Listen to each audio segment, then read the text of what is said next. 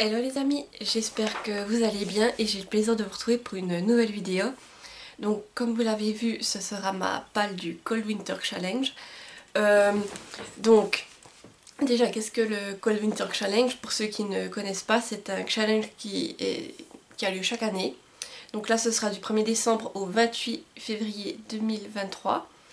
Et c'est un challenge qui est organisé par l'Enluminé. Voilà, je vous mettrai sa chaîne YouTube dans la barre d'infos si vous voulez aller regarder et avoir plus d'informations. Mais en bref, c'est un challenge littéraire. Le but, c'est de lire des livres en lien avec des catégories.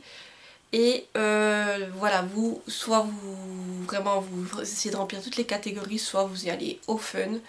Et le but, c'est de se faire plaisir et de faire des lectures en lien avec l'hiver et Noël. Voilà. Euh, Moi, personnellement, ça fait plusieurs années que j'y participe. Ah, en plus, vous voyez, j'ai même pas fait exprès, mais je tourne cette vidéo et j'ai mon t-shirt Reine des Neiges, donc voilà, ça a sorti. Mais moi, oui, ça fait plusieurs années que j'y participe. Les autres années, je faisais des énormes pales énormes. Je mettais je sais pas combien de livres par catégorie. Et là, cette année, je pensais vous faire comme pour les autres challenges auxquels j'ai participé, une vidéo recommandation. Et finalement, je me suis dit qu'en fait, c'est bien de vous faire des vidéos recommandations, mais le problème c'est que je vais vous présenter tout le temps les mêmes livres, parce que surtout des livres hiver-Noël, j'en lis pas tant que ça en une année. Donc je me suis dit que cette année, ce que j'allais faire, j'allais vraiment faire une palle, mais en mettant un livre dans en essayant de mettre un livre dans chaque catégorie, donc j'y suis arrivée cette fois. Et ensuite, disons que ce sera entre guillemets ma palle de secours, c'est-à-dire que comme vous le savez, moi je me fais déjà ma palle par saison. Donc les livres qui sont dans cette palle par saison, je ne les ai pas remis là-dedans. Et ce sera d'abord eux ma priorité. Mais après, quand je participerai au challenge, bah, bien entendu, je les mettrai dedans. Et d'ailleurs, si vous voulez voir de quel livre je parle, je vous mets la vidéo dans le petit i. Et moi, bah, j'ai décidé de me faire une deuxième paille. Donc, comme je vous dis, ce sera ma palle de secours. Et là, ben, si j'ai du temps, je piocherai parmi ces livres ceux qui me font le plus envie. Donc, bien entendu, je sais très bien que je vais pas tout lire ça. Parce qu'il y en a quand même, il y a 3 menus, non, 4 menus. Et dans chaque menu, il y a au moins 3 voire 4 catégories, donc je sais très bien que je vais pas tous pouvoir lire tout ça, c'est pas possible. Mais en même temps, le but c'est de, voilà, de voir si j'arrivais avec ce que j'ai dans ma palle à remplir ces catégories. Et aussi de vous peut-être vous donner des idées pour remplir vos piles à lire aussi. Donc c'est parti, on va commencer sans plus attendre, je vous présente tout ça. Alors le premier menu se nomme la magie de Noël. Et donc la première catégorie c'est coupe de champagne. Et là dans cette catégorie il faut plutôt lire des livres qui sont des romances de Noël en lien avec l'amour, l'amitié ou adulte. Voilà les mots-clés qui sont donnés. Et donc moi j'ai choisi de vous présenter Il n'est jamais trop tard pour faire un vœu de Stéphanie Godard. Donc c'est un livre que j'ai directement reçu de la part de l'autrice. En fait c'est moi qui l'ai demandé. Et voilà, parce que la couverture était superbe et que j'avais envie d'une petite romance de Noël. Alors je vous lis le résumé, il est très court. Elle a tout perdu dans le confinement. Son entreprise, son couple. Lui y a laissé des plumes aussi, mais doit tenir une promesse. Cette romance de Noël à deux voix, c'est aussi l'histoire de la fameuse vie d'après, de ses difficultés, de ses défis, de ses surprises surtout. Une romance sentimentale de Noël. Voilà. Donc, il va parfaitement dans ces catégories, romance de Noël. Ici, donc comme je vous disais là, c'est un livre, il fait environ un peu plus de 150 pages. Il est écrit très gros, bien aéré, donc ça va se lire très vite. Et celui-ci, je peux vous dire que c'est quasiment sûr que je vais le lire pendant les vacances de Noël. Je cherche juste un début de chapitre pour montrer. Voilà. Voilà, c'est quasiment sûr que je vais le lire pendant soit le mois de décembre ou que je vais attendre les vacances de Noël. Mais celui-ci, de sûr, vous le verrez passer. Et franchement, j'ai vraiment hâte. Car comme je vous dis, la couverture me fait super envie. Et puis j'ai ce résumé aussi. Ça me donne juste envie de m'y mettre. La seconde catégorie se nomme Un chant de Noël. Et là, les mots-clés sont contes, réécriture de contes, mythes et légendes. Donc là aussi, le livre a été vite trouvé. Il s'agit de Les entraves de l'hiver de Jenny Bergier. Je m'excuse, je ne sais pas voilà exactement comment on prononce. Et c'est aux éditions Plume Blanche. Donc pour info, Ce sera la lecture commune de Noël. On va commencer la lecture le 24 décembre. Donc si vous êtes intéressés, n'hésitez pas à me le dire en commentaire et je peux vous envoyer le groupe Discord où nous échangeons pour la lecture commune. Voilà, donc je vous montre le livre, il est magnifique. Je l'avais acheté aux Imaginales à Épinal cette année.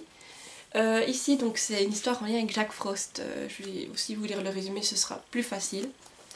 Jack Frost a un plan. Depuis des siècles, il n'existe que durant quelques semaines en décembre. Veille au bon déroulement de l'hiver avant de retourner, contraint et forcé par le gardien, au sommeil.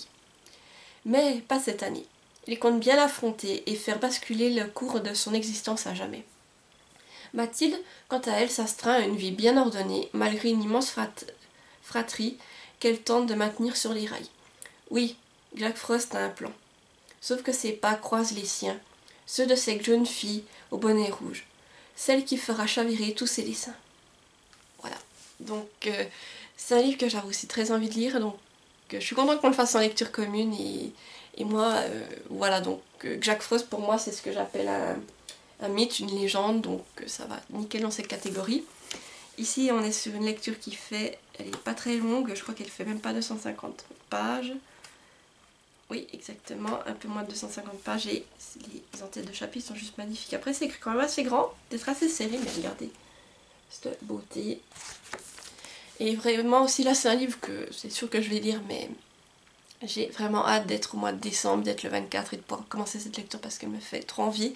Et ça fait depuis que j'ai acheté que je me dis, tu te le gardes pour cet hiver, mais que je sais qu'il est là et que j'ai envie de le sortir avant, donc voilà, là je suis super contente de pouvoir bientôt le commencer.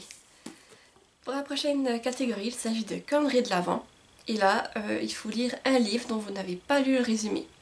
Donc, bien entendu, ça a été dur à chercher parce qu'en général, tous les livres que je propose, j'ai lu le résumé. Alors, j'en ai quand même trouvé un, mais après, j'ai dû quand même lire le résumé à ce moment-là pour pouvoir vous en parler un petit peu pendant la vidéo hein, quand même. Je voulais pas juste vous le mettre comme ça et vous dire ah bah voilà, à la prochaine. Non. Alors, je me suis décalée parce que je vais vous le mettre ici. Il s'agit de Le temps d'une avalanche d'Anouk Langel.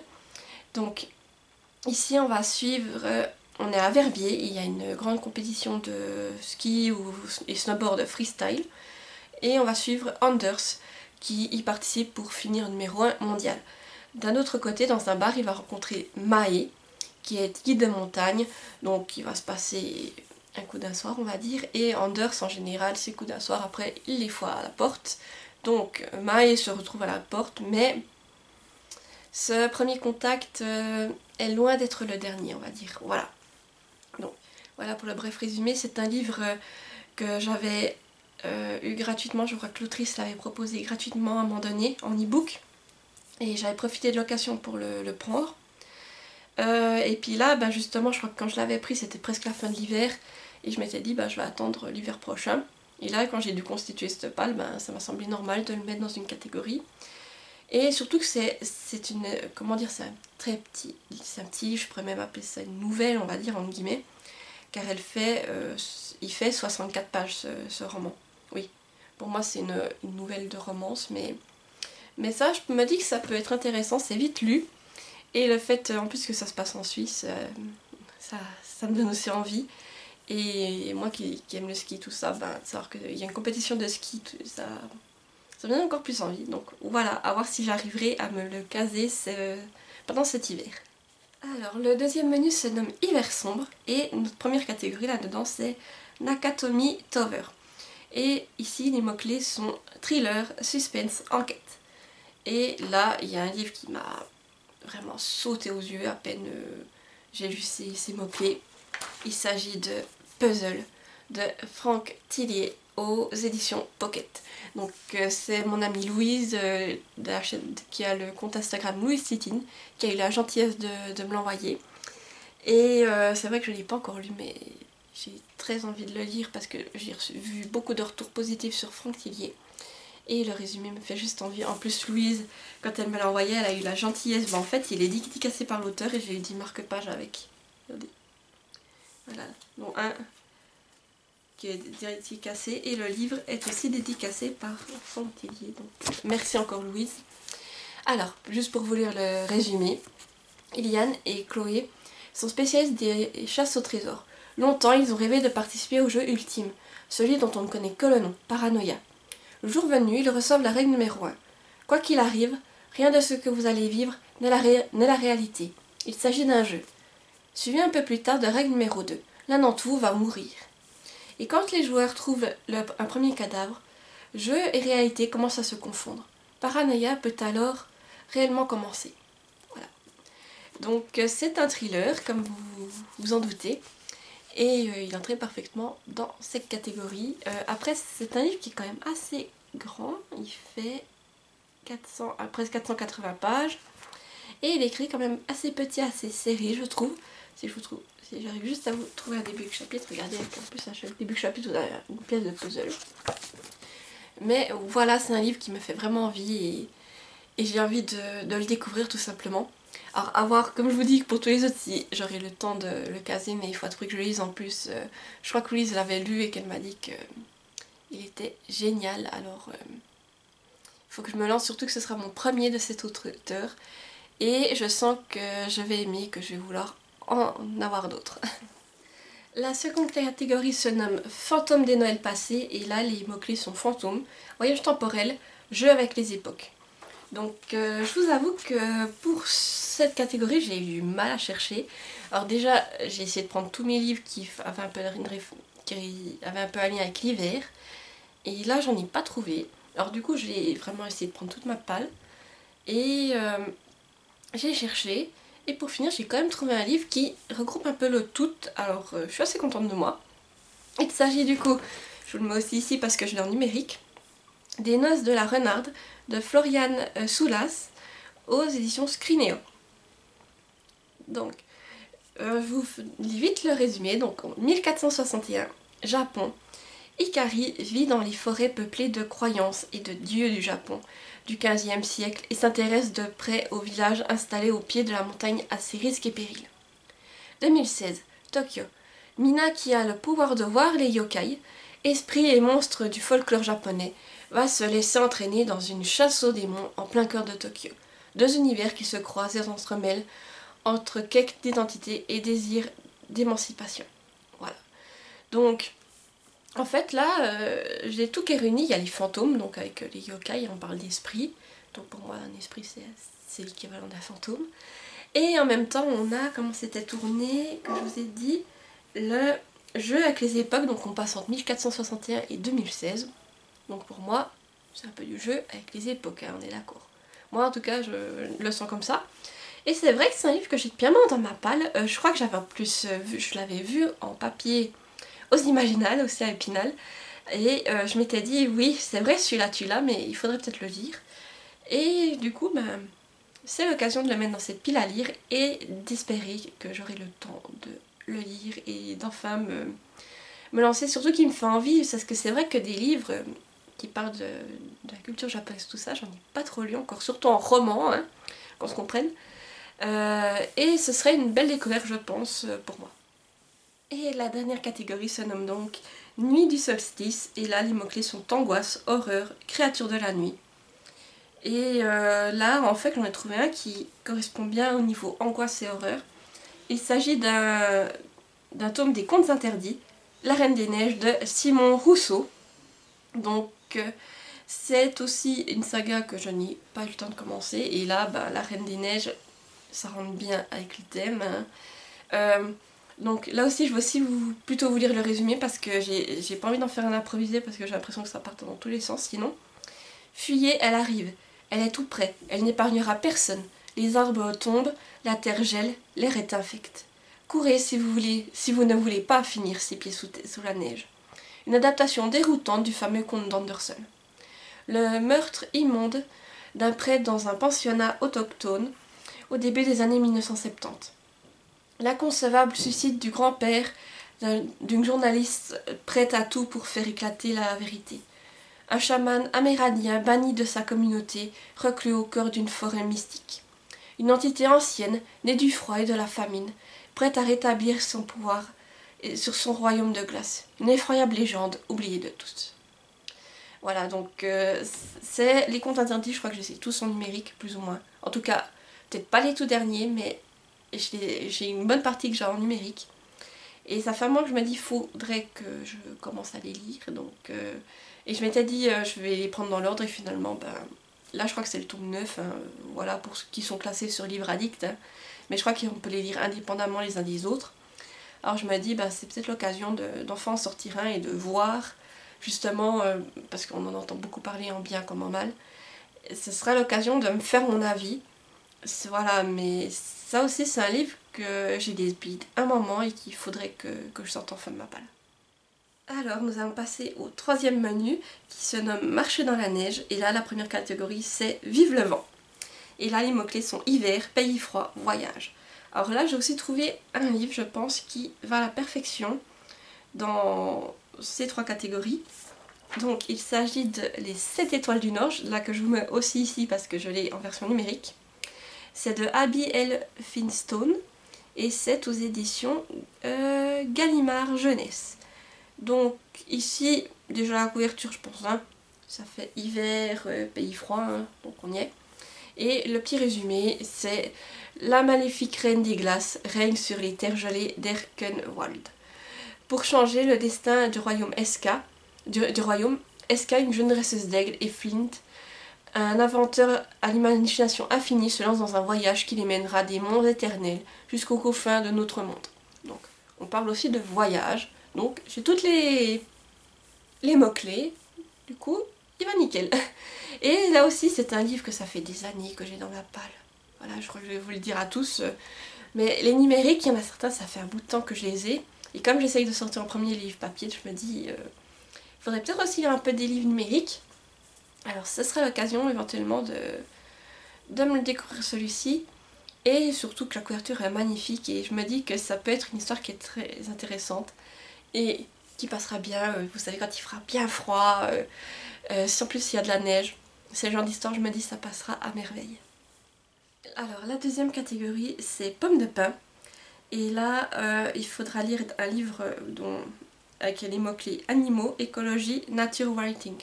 Donc, moi, j'ai pris plutôt le thème animaux. Donc, déjà, le titre fait référence aux animaux. Il s'agit de La femme du gardien de zoo de Diane Ackerman aux éditions L'Archipel. Donc, là aussi, je vous le mets là parce que je l'ai en numérique. Donc, voilà, gardien de zoo. Pour moi, c'est des animaux. Alors, je pourrais pas faire autrement que de le mettre. Et surtout, c'est un livre aussi, comme je vous dis, qui est là depuis un sacré moment. Alors, je me dis, il faut peut-être enfin que je le mette quelque part pour me dire, à cette fois, tu le lis. Alors, à voir. Donc là, pareil, je vais vous lire le résumé parce que, voilà, j'ai peur de m'égarer aussi un peu partout si je vous en fais un improvisé. C'est pas des... Ceux que j'ai choisis là, c'est pas les plus faciles pour faire des résumés improvisés, je crois. Jen et Antonina Zabinski dirigent le zoo de Varsovie quand éclate la Seconde Guerre mondiale. La Pologne est envahie et bientôt règne la barbarie. Les animaux ont été tués sous les bombardements envoyés à Berlin, où ont servi de gibier aux officiers allemands. John et Antonina se mettent alors à élever des porcs officiellement pour les troupes, officieusement pour nourrir les habitants du ghetto. Surtout, ils profitent du réseau de souterrains reliant les cages pour y cacher des juifs et les faire quitter le pays.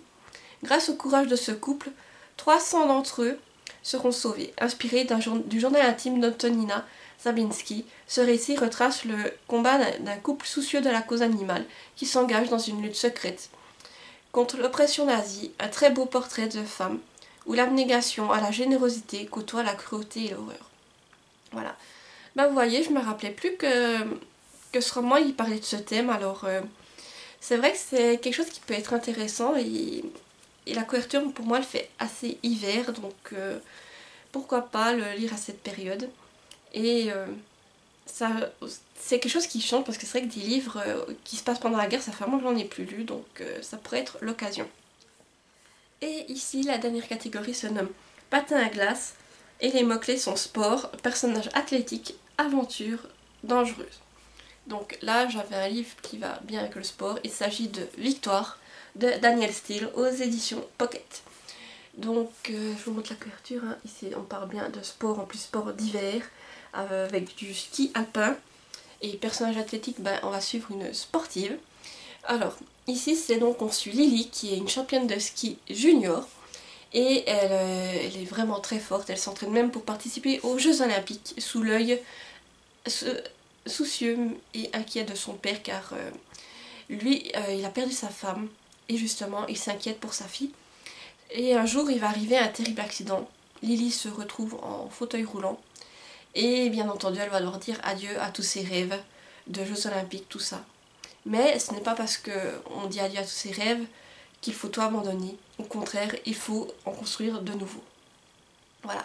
Donc là, c'est une histoire que j'ai trouvée... En fait, c'est un livre que j'ai trouvé à la Bourse aux livres à Belfort et que le résumé m'a inspiré déjà parce que moi, j'adore le ski alpin.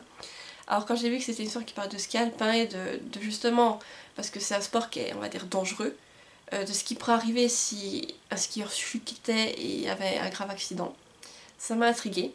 Et du coup, voilà, il fallait que je le prenne et je pensais peut-être pas le sortir aussi vite.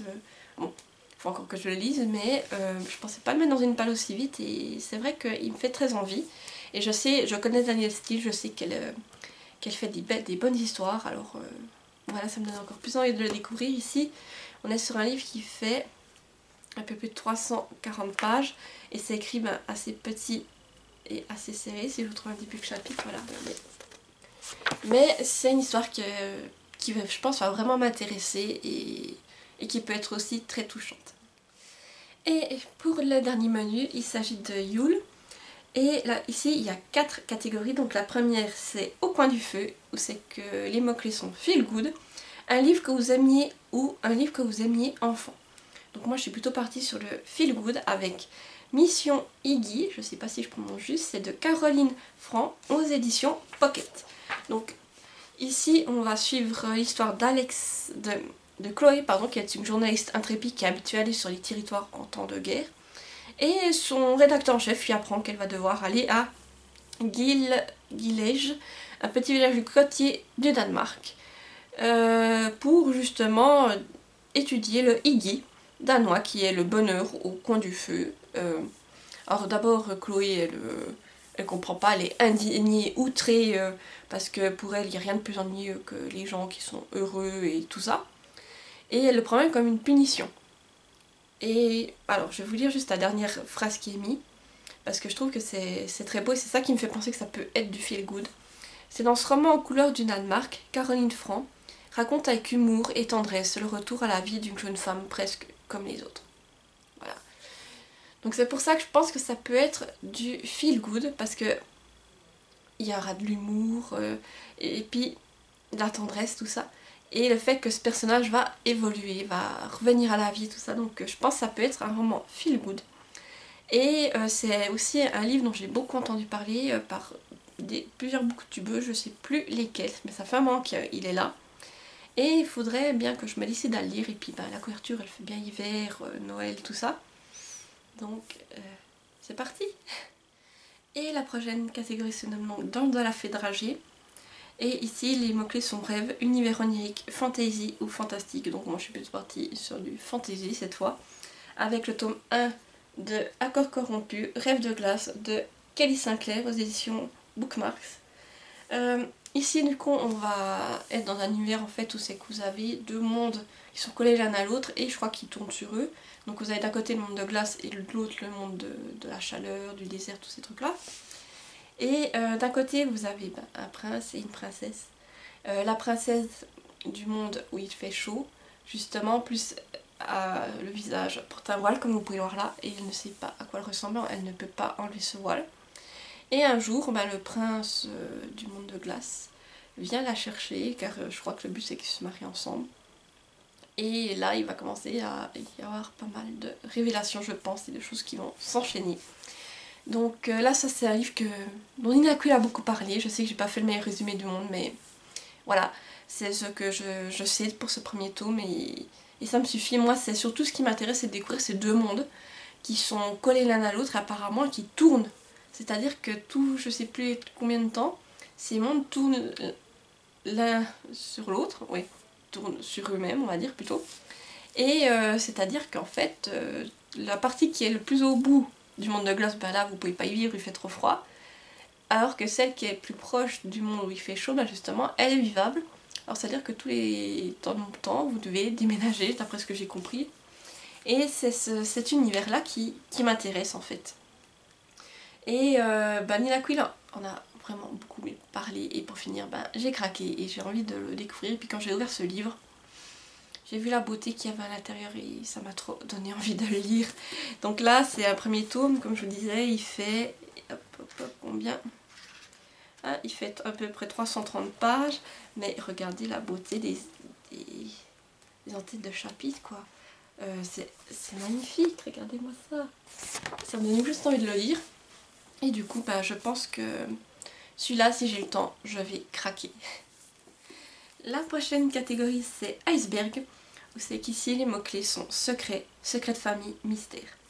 Et là, moi, je suis partie plutôt sur secret de famille, avec le premier tome de Dangerous Secret, qui est donc la véritable histoire de Iduna et Agnar. Donc c'est chez Hachette Rose. Donc ici on va découvrir en fait la jeunesse des parents d'Anna et Elsa dans La Reine des Neiges. Voilà, je vous montre. Et là je me disais qu'à niveau secret de famille, ça passait bien. Et c'est l'occasion de commencer cette saga. Surtout que c'est vrai que ça m'intéresse en fait, l'histoire des parents d'Anna et Elsa, parce qu'on en apprend un peu dans La Reine des Neiges 2. Mais en fait là, d'après ce que j'ai compris, on va voir ce qui s'est passé entre La Reine des Neiges 2 jusqu'à ce qu'ils aient leurs enfants, on va dire.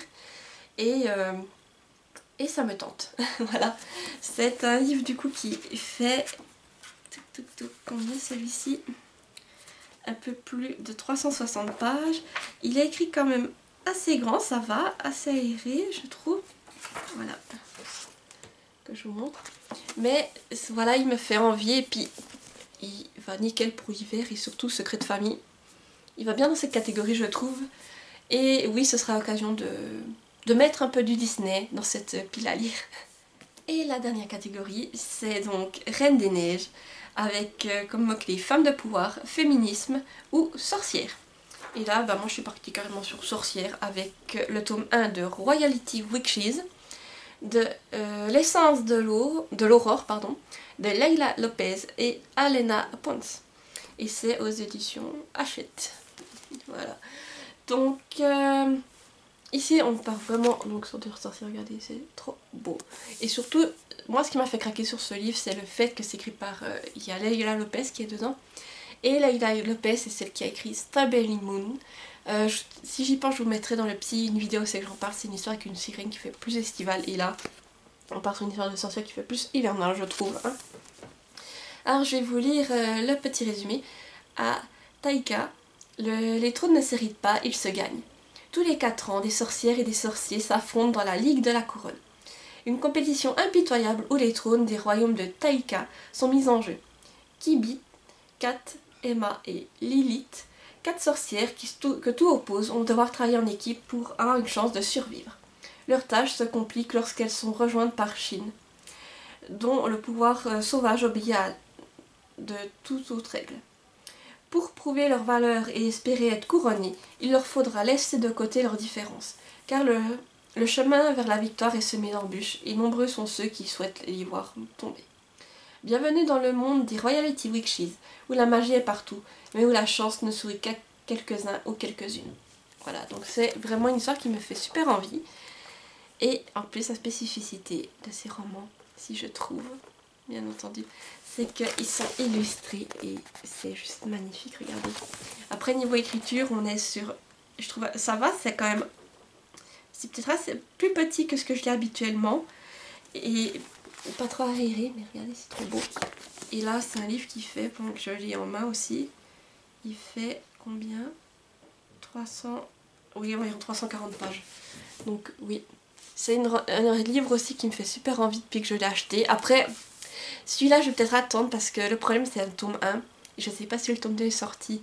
Donc le truc, c'est que je vais peut-être attendre avant de le lire et être sûre que le tome 2 soit sorti, pas que je le lise, que je vais à tout prix lire le tome 2. Et qu'après, je dois attendre et qu'en fait, entre-temps, j'oublie l'histoire. Et que pour le tome 2, je sois à moitié larguée. C'est pas le but non plus, donc il faudra que je me renseigne pour celui-là. Donc voilà, les autres en tout cas je vais essayer de les lire, celui-là faut encore que je me renseigne. Mais sachez qu'il me fait très envie malgré tout. Voilà, j'arrive au bout de cette pile à lire, donc comme vous l'avez compris c'est une pile à lire, on va dire, ou une petite pioche quand j'aurai fini la première pile à lire saisonnière. Mais malgré tout, j'ai quand même pour objectif d'essayer d'en sortir le maximum. Surtout que j'ai essayé de mettre pas mal de livres en numérique dedans pour aussi avancer dans mes livres numériques, mais également aussi essayer de sortir mes livres papier. Donc je vais quand même essayer de piocher le maximum là-dedans. Si j'arrive à en lire un seul, ben voilà, ce sera un seul. Mais si par hasard j'arrivais à lire tout ce que je vous ai présenté, eh bien je serais super contente car ça me ferait de la place dans ma pile à lire, dans ma bibliothèque de pile à lire justement. Et qui dit place dit que je peux racheter des livres. Mais voilà, c'est... J'espère, ils me donnent tous envie.